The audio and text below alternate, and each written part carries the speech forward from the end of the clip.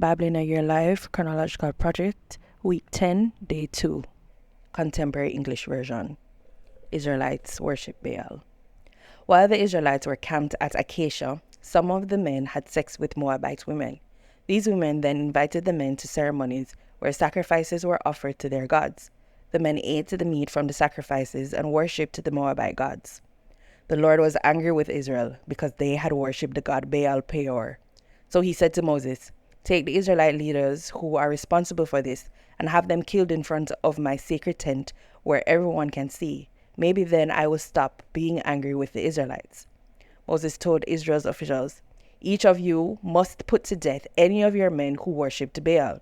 Later, Moses and the people were at the sacred tent, crying, when one of the Israelite men brought a Midianite woman to meet his family.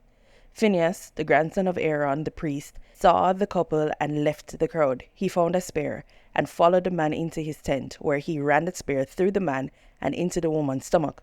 The Lord immediately stopped punishing Israel with a deadly disease, but 24,000 Israelites had already died. The Lord said to Moses, "In my anger, I would have wiped out the Israelites if Phinehas had not been faithful to me, but instead of punishing them, I forgave them. So because of the loyalty that Phinehas showed, I solemnly promise that he and his descendants will always be my priests." The Israelite man that was killed was Zimri, son of Salu, who was one of the leaders of the Simeon tribe. And the Midianite woman killed with him was Cosbi, the daughter of a Midianite clan leader named Zer. The Lord told Moses, "The Midianites are now enemies of Israel, so attack and defeat them. They tricked the people of Israel into worshipping their God at Peor, and they are responsible for the death of Cosbi, the daughter of one of their own leaders." The Israelites are counted a second time. After the Lord had stopped the deadly disease from killing the Israelites, he said to Moses and Eleazar, son of Aaron, "I want you to find out how many Israelites are in each family. Then make a list of every man 20 years and older who is able to serve in Israel's army." Israel was now camped in the hills of Moab across the Jordan River from the town of Jericho. Moses and Eleazar told them what the Lord had said about counting the men 20 years and older, just as Moses and their ancestors had done when they left Egypt. There were 43,730 men from the tribe of Reuben, the eldest son of Jacob. These men were from the clans of Hanok, Palu, Hezron, and Carmi. Palu was the father of Eliab and the grandfather of Nemuel, Dathan, and Abiram. These are the same Dathan and Abiram who had been chosen by the people, but who followed Korah and rebelled against Moses, Aaron, and the Lord. That's when the Lord made the earth open up and swallow Dathan, Abiram, and Korah. At the same time, fire destroyed 250 men as a warning to the other Israelites, but the Korahite clan wasn't destroyed. There were 22,200 men from the tribe of Simeon.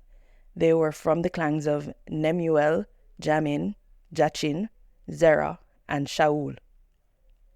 There were 40,500 men from the tribe of Gad. They were from the clans of Zephon, Haggai, Shuni, Ozni, Eri, Arad, and Areli.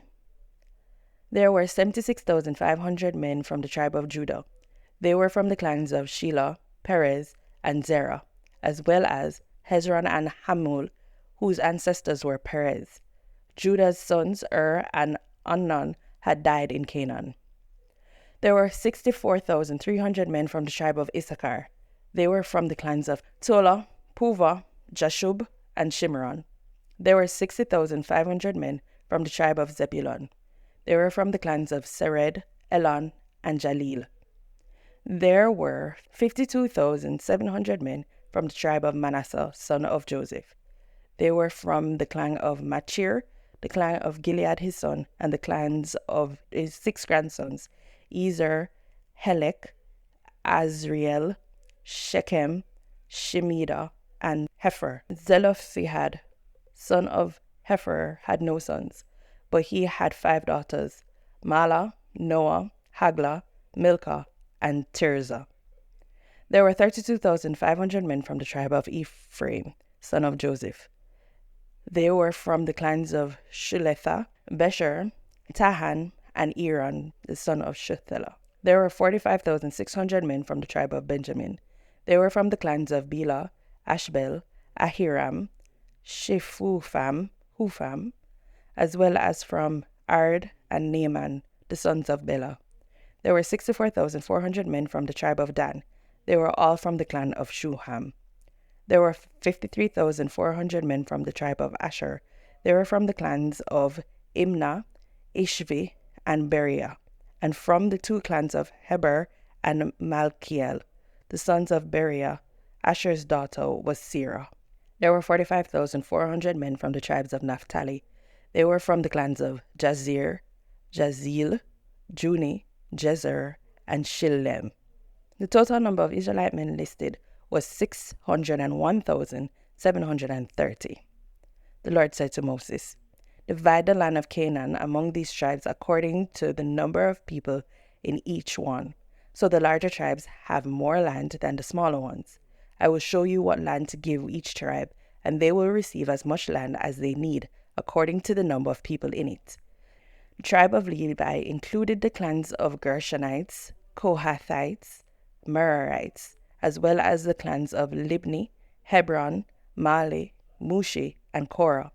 Kohath the Levite was the father of Amram, the husband of Levi's daughter Jochebed, who was born in Egypt. Amram and Jochebed's three children were Aaron, Moses, and Miriam. Aaron was the father of Nabad, Abihu, Eleazar, and Ithamar. But Nabad and Abihu had died when they offered fire that was unacceptable to the Lord. In the tribe of Levi, there were 23,000 men and boys at least a month old.